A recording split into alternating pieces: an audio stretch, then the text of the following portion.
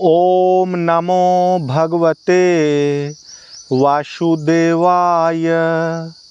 श्रीमद् भागवत महापुराण के पंचम स्कंध में कथा के प्रारंभ का पहला अध्याय। इसमें प्रियव्रत का चरित्र सुनाते हुए राजा परीक्षित ने पूछा, मुने महाराज, प्रियव्रत तो बड़े भगवत भक्त और आत्माराम थे, उनकी गृहस्थाश्रम में कैसे रुचि हुई, जिसमें फंसने के कारण मनुष्य को अपने स्वरूप की विस्मृति होती है और वह कर्म बंधन में बंध जाता है। प्रियवर, निश्चय ही ऐसे निसंग महापुरुषों का इस प्रकार गृहस्थाश्रम में अभिनिवेश होना उचित नहीं है।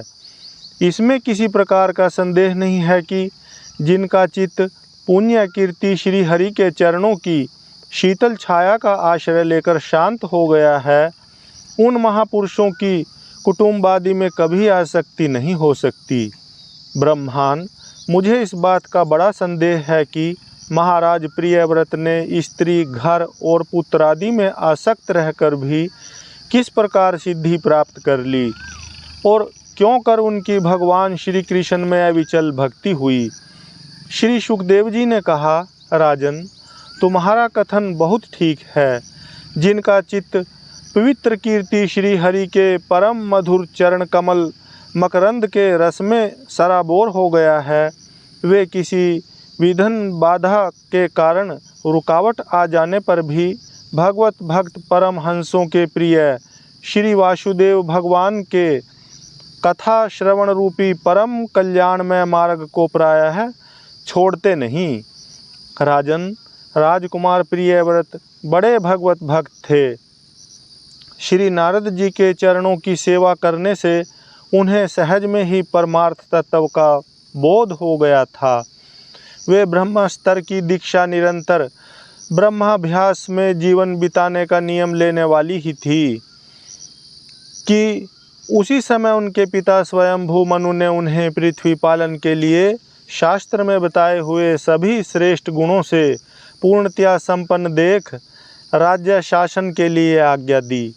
किंतु प्रियव्रत अखंड समाधि योग के द्वारा अपनी सारी इंद्रियों और क्रियाओं को भगवान वासुदेव के चरणों में ही समर्पण कर चुके थे। अतः पिता की आज्ञा किसी प्रकार उल्लंघन करने योग्य न होने पर भी यह सोचकर कि राज्याधिकार पाकर मेरा आत्मस्वरूप स्त्री पुत्रादि असंत प्रपंच से आच्छादित हो जाएगा, राज्य और कुटुंब की चिंता में फंसकर मैं परमार्थ तत्व को प्रायः भूल जाऊंगा, उन्होंने उसे स्वीकार न किया। आदिदेव स्वयंभू भगवान ब्रह्मा जी को निरंतर इस गुणमय प्रपंच की बुद्धि का ही विचार रहता है।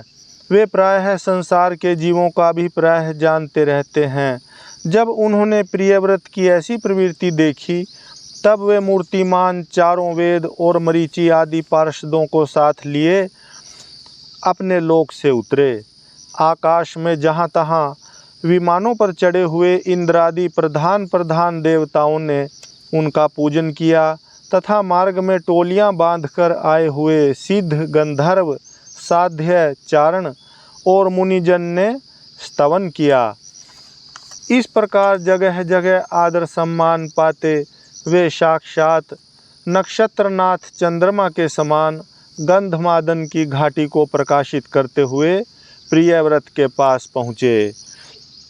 प्रियव्रत को आत्मविद्या का उपदेश देने के लिए वहाँ नारद जी भी आए हुए थे। ब्रह्मा जी के वहाँ पहुँचने पर उनके वाहन हंस को देखकर देवर्षि नारद जान गए कि हमारे पिता भगवान ब्रह्मा जी पधारे हैं। अतः वे स्वयंभू मनु और प्रियव्रत के सहित तुरंत खड़े हो गए और सबने उनको हाथ जोड़कर प्रणाम किया। परीक्षित, नारद जी ने उनकी अनेक प्रकार से पूजा की और सुमधुर वचनों में उनके गुण और अवतार की उत्कृष्टता का वर्णन किया। तब आदि पुरुष भगवान ब्रह्मा जी ने प्रियव्रत की ओर मंद मुस्कान युक्त दया दृष्टि से देखते हुए इस प्रकार कहा, श्री ब्रह्मा जी ने कहा, बेटा, मैं तुमसे सत्य सिद्धांत की बात कहता हूँ, ध्यान देकर सुनो। तुम्हें अप्रमेय श्री हरि के प्रति किसी प्रकार की दोष दृष्टि नहीं रखनी चाहिए। तुम ही क्या, हम महादेव जी, तुम्हारे पिता स्वयंभू मनु और तुम्हारे गुरु ये महर्षि नारद भी विवश होकर उन्हीं की आज्ञा का पालन करते हैं। उनके विधान को कोई भी देहधारी न तो तप, विद्या, योग बल या बुद्धि बल से, न अर्थ या धर्म की शक्ति से और न स्वयं या किसी दूसरे की सहायता से ही टाल सकता है। प्रियवर, उसी अव्यक्त ईश्वर के दिए हुए शरीर को सब जीव जन्म मरण, शोक, मोह, भय और सुख दुख का भोग करने तथा कर्म करने के लिए सदा धारण करते हैं। वत्स, जिस प्रकार रस्सी से नथा हुआ पशु मनुष्यों का बोझ ढोता है, उसी प्रकार परमात्मा की वेदवाणी रूप बड़ी रस्सी में सत्वादि गुण, सात्विक आदि कर्म और उनके ब्राह्मण आदि वाक्यों की मजबूत डोरी से जकड़े हुए हम सब लोग उन्हीं की इच्छानुसार कर्म में लगे रहते हैं और उसी के द्वारा उनकी पूजा करते रहते हैं। हमारे गुण और कर्मों के अनुसार प्रभु ने हमें जिस योनि में डाल दिया है, उसी को स्वीकार करके वे जैसी व्यवस्था करते हैं, उसी के अनुसार हम सुख या दुख भोगते रहते हैं। हमें उनकी इच्छा का उसी प्रकार अनुसरण करना पड़ता है जैसे किसी अंधे को आँख वाले पुरुष का। मुक्त पुरुष भी प्रारब्ध का भोग करता हुआ भगवान की इच्छा के अनुसार अपने शरीर को धारण करता ही है। ठीक वैसे ही जैसे मनुष्य की निद्रा टूट जाने पर भी स्वप्न में अनुभव किए हुए पदार्थों का स्मरण होता है, इस अवस्था में भी उनको अभिमान नहीं होता और विषय वासना के जिन संस्कारों के कारण दूसरा जन्म होता है, उन्हें वह स्वीकार नहीं करता।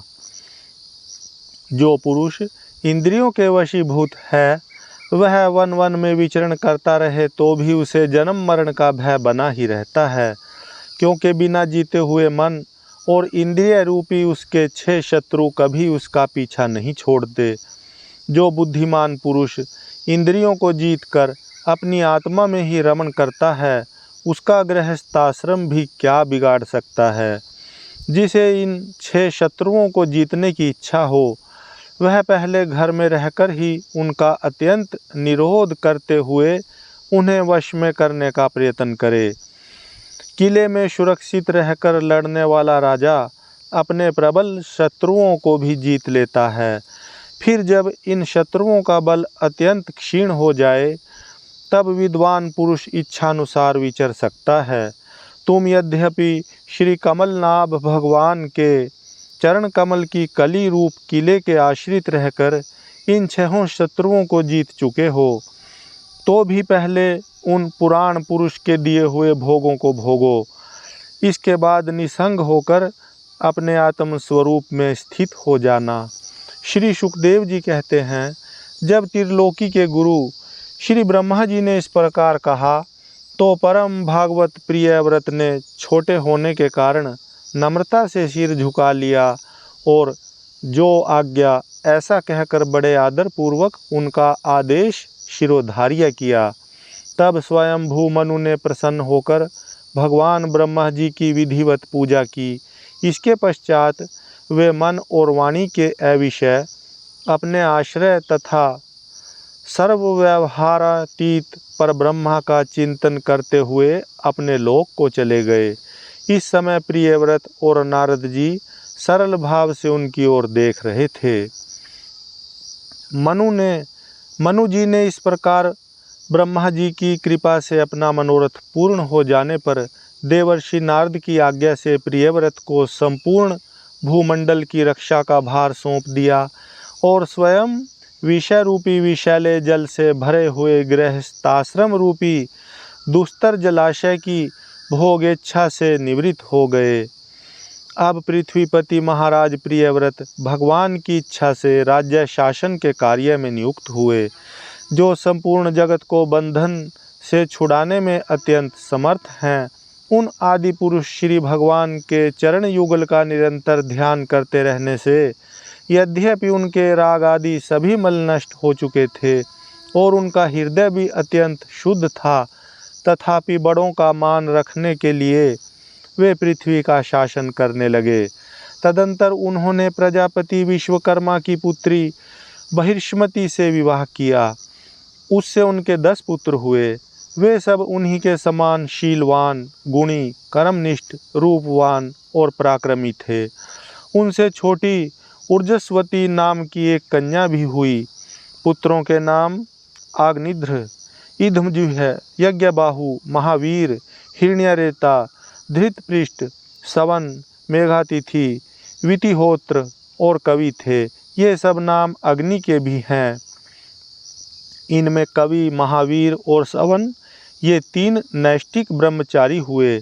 इन्होंने बाल्यावस्था से आत्मविद्या का अभ्यास करते हुए अंत में संन्यास आश्रम ही स्वीकार किया। इन निवृत्ति परायण महर्षियों ने संन्यास आश्रम में रहते हुए समस्त जीवों के अधिष्ठान और भव बंधन से डरे हुए लोगों को आश्रय देने वाले भगवान वासुदेव के परम सुंदर चरणार विंदों का निरंतर चिंतन किया। उससे प्राप्त हुए अखंड एवं श्रेष्ठ भक्ति योग से उनका अंतःकरण सर्वथा शुद्ध हो गया और उसमें श्री भगवान का आविर्भाव हुआ। तब देहादि उपाधि की निवृत्ति हो जाने से उनकी आत्मा की संपूर्ण जीवों के आत्मभूत प्रयगात्मा में एक ही भाव से स्थिति हो गई। महाराज प्रियव्रत की दूसरी भार्या से उत्तम, तामस और रैवत ये 3 पुत्र उत्पन्न हुए, जो अपने नाम वाले मनमंत्रों के अधिपति हुए। इस प्रकार कवि आदि 3 पुत्रों के निवृत्ति परायण हो जाने पर राजा प्रियव्रत ने 11 अर्बुद वर्षों तक पृथ्वी का शासन किया। जिस समय वे अपनी अखंड पुरुषार्थमयी और वीर्यशालिनी भुजाओं से धनुष की डोरी खींचकर टंकार करते थे, उस समय डर के मारे सभी धर्मद्रोही न जाने कहाँ छिप जाते थे। प्राण प्रिया बहिष्मति के दिन दिन बढ़ने वाले आमोद प्रमोद और अभ्युत्थान आदि क्रीड़ाओं के कारण तथा उसके स्त्री जनोचित हाव भाव, लज्जा से संकुचित, मंदहास्य युक्त चितवन और मन को भाने वाले विनोद आदि से महामना प्रियव्रत विवेकहीन व्यक्ति की भांति आत्मविस्मृत से होकर सब भोगों को भोगने लगे, किंतु वास्तव में ये उनमें आसक्त नहीं थे। एक बार इन्होंने जब यह देखा कि भगवान सूर्य सुमेरु की परिक्रमा करते हुए लोकालोक पर्यंत पृथ्वी के जितने भाग को आलोकित करते हैं, उसमें से आधा ही प्रकाश में रहता है और आधे में अंधकार छाया रहता है, तो उन्होंने इसे पसंद नहीं किया। तब उन्होंने यह संकल्प लेकर कि मैं रात को भी दिन बना दूंगा, सूर्य के समान ही वेगवान एक ज्योतिर्मय रथ पर चढ़कर द्वितीय सूर्य की ही भांति उनके पीछे पीछे पृथ्वी की 7 परिक्रमाएं कर डालीं।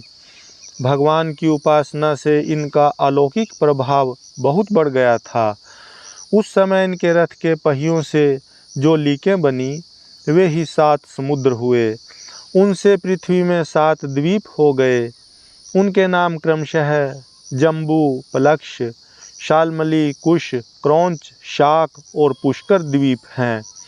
इनमें से पहले पहले की अपेक्षा आगे आगे के द्वीप का परिमाण दुगना है और ये समुद्र के बाहरी भाग में पृथ्वी के चारों ओर फैले हुए हैं। 7 समुद्र क्रमशः खारे जल, ईख के रस, मदिरा, घी, दूध, मट्ठे और मीठे जल से भरे हुए हैं। ये 7 द्वीपों की खाइयों के समान हैं और परिमाण में अपने भीतर वाले द्वीप के बराबर हैं। इनमें से एक एक क्रमशः अलग अलग 7 द्वीपों को बाहर से घेर कर स्थित है।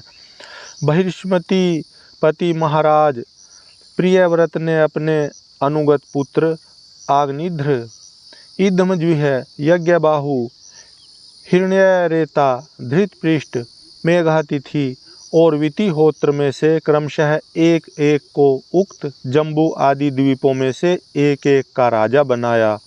उन्होंने अपनी कन्या उजरस्वती का विवाह शुक्राचार्य जी से किया। उसी से शुक्र कन्या देवयानी का जन्म हुआ। राजन, जिन्होंने भगवत चरणारविंदों की रज के प्रभाव से शरीर के भूख, प्यास, शोक, मोह और जरा मृत्यु इन 6 गुणों को अथवा मन के सहित 6 इंद्रियों को जीत लिया है, उन भगवत भक्तों का ऐसा पुरुषार्थ होना कोई आश्चर्य की बात नहीं है, क्योंकि वर्ण बहिष्कृत चांडाल आदि नीच योनि का पुरुष भी भगवान के नाम का केवल एक बार उच्चारण करने से तत्काल संसार बंधन से मुक्त हो जाता है। इस प्रकार अतुलनीय बल पराक्रम से युक्त महाराज प्रियव्रत एक बार अपने को देवर्षि नारद के चरणों की शरण में जाकर भी पुनः दैववश प्राप्त हुए प्रपंच में फंस जाने से अशांत सा देख मन ही मन विरक्त होकर इस प्रकार कहने लगे, ओह बड़ा बुरा हुआ, मेरी विषय लोलुप इंद्रियों ने मुझे इस अविद्या जनित विषम विषय रूप अंधकूप में गिरा दिया। बस बस बहुत हो लिया, हाय मैं तो स्त्री का क्रीड़ा मृग ही बन गया। उसने मुझे बंदर की भांति नचाया, मुझे धिक्कार है, धिक्कार है। इस प्रकार उन्होंने अपने को बहुत कुछ बुरा भला कहा। परमाराध्य श्री हरि की कृपा से उनकी विवेक वृत्ति जागृत हो गई। उन्होंने यह सारी पृथ्वी यथा योग्य अपने अनुगत पुत्रों को बांट दी और जिसके साथ उन्होंने तरह तरह के भोग भोगे थे, उस अपनी राजरानी को साम्राज्य लक्ष्मी के सहित मृत देह के समान छोड़ दिया तथा हृदय में वैराग्य धारण कर भगवान की लीलाओं का चिंतन करते हुए उसके प्रभाव से श्री नारद जी के बतलाए हुए मार्ग का पुनः अनुसरण करने लगे। महाराज प्रियव्रत के विषय में निम्नलिखित लोकोक्ति प्रसिद्ध है। राजा प्रियव्रत ने जो कर्म किए उन्हें सर्वशक्तिमान ईश्वर के सिवा और कौन कर सकता है। उन्होंने रात्रि के अंधकार को मिटाने का प्रयत्न करते हुए अपने रथ के पहियों से बनी हुई लीकों से ही 7 समुद्र बना दिए। प्राणियों के सुभीति के लिए, जिससे उसमें परस्पर झगड़ा न हो, द्वीपों के द्वारा पृथ्वी के विभाग किए और प्रत्येक द्वीप में अलग अलग नदी, पर्वत और वन आदि से उसकी सीमा निश्चित कर दी। वे भगवत भक्त नारद आदि के प्रेमी भक्त थे। उन्होंने पाताल लोक के, देवलोक के, मर्त्य लोक के तथा कर्म और योग की शक्ति से प्राप्त हुए ऐश्वर्य भी नरक तुल्य के समान समझा था।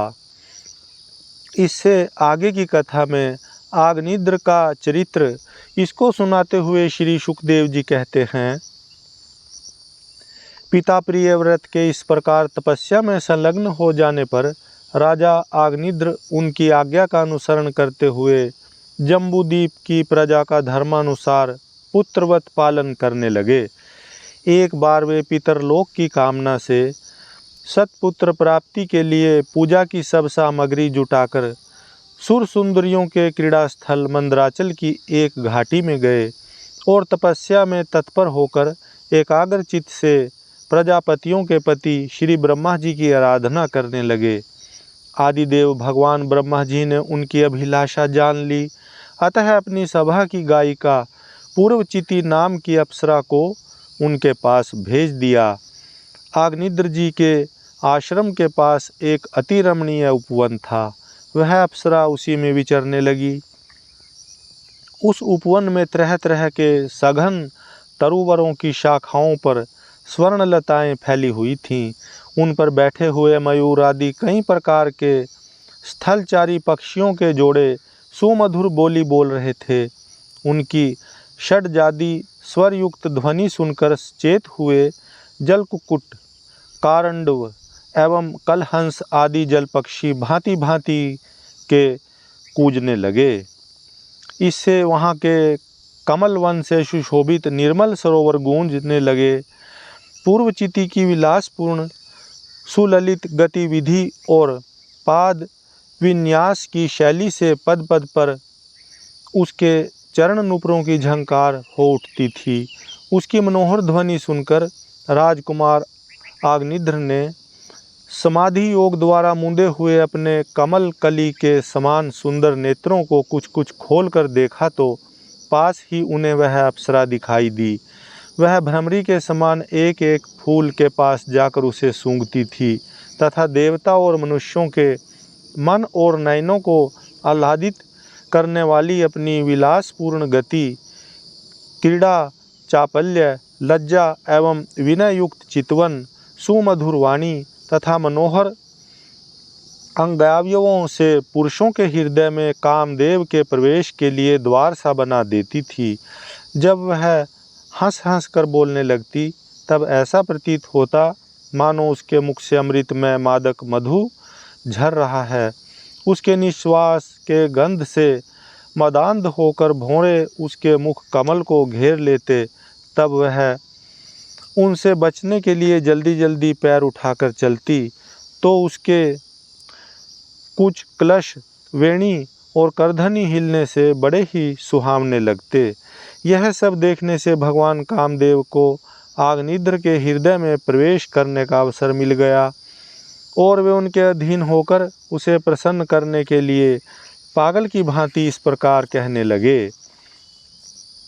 मुनिवर्य, तुम कौन हो? इस पर्वत पर तुम क्या करना चाहते हो? तुम परम पुरुष श्री नारायण की कोई माया तो नहीं हो? भुवों की ओर संकेत करके सखे, तुमने ये बिना डोरी के 2 धनुष क्यों धारण कर रखे हैं? क्या इनसे तुम्हारा कोई अपना प्रयोजन है अथवा इस संसार अरण्य में मुझ जैसे मतवाले मृगों का शिकार करना चाहते हो? कटाक्षों को लक्ष्य करके तुम्हारे ये 2 बाण तो बड़े सुंदर और पैने हैं। अहो, इनके कमल दल के पंख हैं, देखने में बड़े शांत हैं और हैं भी पंखहीन। यहाँ वन में विचरते हुए तुम इन्हें किस पर छोड़ना चाहते हो? यहाँ तुम्हारा कोई सामना करने वाला नहीं दिखाई देता। तुम्हारा यह पराक्रम हम जैसे जड़ बुद्धियों के लिए कल्याणकारी हो। भौरों की ओर देखकर भगवान, तुम्हारे चारों ओर जो ये शिष्यगण अध्ययन कर रहे हैं वे तो निरंतर रहस्य युक्त साम गान करते हुए मानो भगवान की स्तुति कर रहे हैं और ऋषिगण जैसे वेद की शाखाओं का अनुसरण करते हैं उसी प्रकार ये सब तुम्हारी चोटी से झड़े हुए पुष्पों का सेवन कर रहे हैं। नुपुरों के शब्द की ओर संकेत करके ब्रह्मान, तुम्हारे चरण रूप पिंजड़ों में से तो तीतर बंद हैं, पिंजड़ों में जो तीतर बंद हैं उनका शब्द तो सुनाई देता है परंतु रूप देखने में नहीं आता। करधनी सहित पीली साड़ी में अंग की कांति की उत्प्रेक्षा कर तुम्हारे नितंबों पर यह कदम्ब कुसुमों की सी आभा कहाँ से आ गई? इनके ऊपर तो अंगारों का मंडल सा भी दिखाई देता है, किंतु तुम्हारा वल्कल वस्त्र कहाँ है? द्विजवर, तुम्हारे इन दोनों सुंदर सींगों में क्या भरा हुआ है? अवश्य ही इनमें बड़े अमूल्य रत्न भरे हैं। इसी से जो तुम्हारा मध्य भाग इतना कृश होने पर भी तुम इनका भोज ढो रहे हो। यहाँ आकर तो मेरी दृष्टि भी मानो अटक गई है। और सुभग, इन सींगों पर तुमने यह लाल लाल लेप क्या कर लगा रखा है? इसकी गंध से तो मेरा सारा आश्रम महक उठा। मित्रवर, मुझे तो तुम अपना देश दिखा दो जहाँ के निवासी अपने वक्षस्थल पर ऐसे अद्भुत अवयव धारण करते हैं जिन्होंने हमारे जैसे प्राणियों के चित्तों को क्षुब्ध कर दिया है तथा मुख में विचित्र हाव भाव, सरस भाषण और अधरामृत जैसी अनूठी वस्तुएं रखते हैं। प्रियवर, तुम्हारा भोजन क्या है जिसके खाने से तुम्हारे मुख से हवन सामग्री की सी सुगंध फैल रही है? मालूम होता है तुम कोई विष्णु भगवान की कला ही हो, इसलिए तुम्हारे कानों में कभी पलक न मारने वाले मकर के आकार के 2 कुंडल हैं। तुम्हारा मुख एक सुंदर सरोवर के समान है, उसमें तुम्हारे चंचल नेत्र भय से कांपती हुई 2 मछलियों के समान दंत पंक्ति हंसों के समान और घुंघराली अलकावली भौरों के समान शोभायमान है। तुम जब अपने कर कमलों से थपकी मार कर इस गेंद को उछालते हो, तब यह दिशा विदिशाओं में जाती हुई मेरे नेत्रों को तो चंचल कर ही देती है, साथ साथ मेरे मन में भी खलबली पैदा कर देती है। तुम्हारा बांका जटाजूट खुल गया है, तुम इसे संभालते नहीं। अरे यह धूर्त वायु कैसा दुष्ट है जो बार बार तुम्हारे नीवी वस्त्र को उड़ा देता है। तपोधन, तपस्वियों के तप को भ्रष्ट करने वाला यह अनूप रूप तुमने किस तप के प्रभाव से पाया है? मित्र, आओ कुछ दिन मेरे साथ रहकर तपस्या करो, अथवा कहीं विश्व विस्तार की इच्छा से ब्रह्मा जी ने ही तो मुझ पर कृपा नहीं की है। सचमुच तुम ब्रह्मा जी की ही प्यारी देन हो। अब मैं तुम्हें नहीं छोड़ सकता। तुमने तो मेरे मन और नयन ऐसे उलझ गए हैं कि अन्यत्र जाना ही नहीं चाहते। सुंदर सींगों वाली, तुम्हारा जहाँ मन हो मुझे भी वहीं ले चलो। मैं तो तुम्हारा अनुचर हूँ और तुम्हारी ये मंगलमयी सखियाँ भी हमारे ही साथ रहें। श्री सुखदेव जी कहते हैं, राजन, आग्निध्र देवताओं के समान बुद्धिमान और स्त्रियों को प्रसन्न करने में बड़े कुशल थे। उन्होंने इस प्रकार की रति चातुर्यमयी मीठी मीठी बातों से उस अप्सरा को प्रसन्न कर लिया।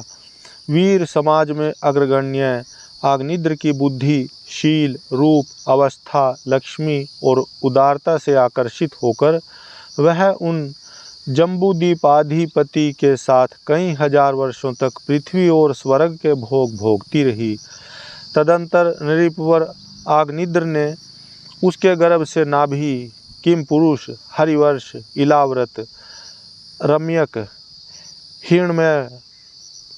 हिरण्यमय, कुरु, भद्राश्व और केतुमाल नाम के 9 पुत्र उत्पन्न किए। इस प्रकार 9 वर्ष में प्रतिवर्ष एक के क्रम से 9 पुत्र उत्पन्न कर पूर्वचिति उन्हें राजभवन में ही छोड़कर फिर ब्रह्मा जी की सेवा में उपस्थित हो गई। ये आग्निद्र के पुत्र माता के अनुग्रह से स्वभाव से ही सुडोल और सबल शरीर वाले थे। आग्निद्र ने जम्बूद्वीप के विभाग करके उन्हीं के समान नाम वाले 9 वर्ष भूखंड बनाए और उन्हें एक एक पुत्र को सौंप दिया। तब वे सब अपने अपने वर्ष का राज्य भोगने लगे। महाराज आग्निध्र दिन दिन भोगों को भोगते रहने पर भी उनसे अतृप्त ही रहे। वे उस अप्सरा को ही परम पुरुषार्थ समझते थे, इसलिए उन्होंने वैदिक कर्मों के द्वारा उसी लोक को प्राप्त किया जहाँ पितृगण अपने सुकृतों के अनुसार तरह तरह के भोगों में मस्त रहते हैं।